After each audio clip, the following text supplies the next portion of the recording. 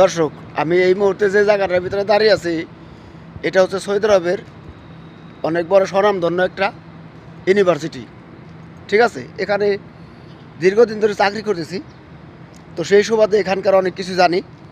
দেখেন, এখানে senior junior নাই, বড় ভাই ছোট ভাই নাই, কে কারে সালাম দিব না দেবো এটা যার যার ব্যক্তিগত ব্যাপার।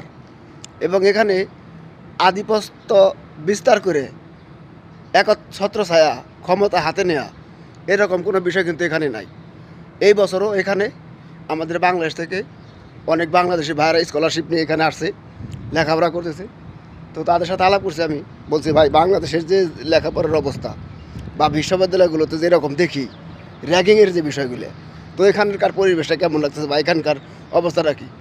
সবাই বলতেছে ভাই এক নাম্বার গুড, এরকমই হওয়া উচিত প্রত্যেকটা দেশের প্রত্যেকটা বিশ্ববিদ্যালয়, স্কুল কলেজ যা আছে সব সব রকমের প্রতিষ্ঠান। ঠিক আছে, তো এখানে কোনো ওই জুনিয়র সিনিয়র নাই, সবাই সমান।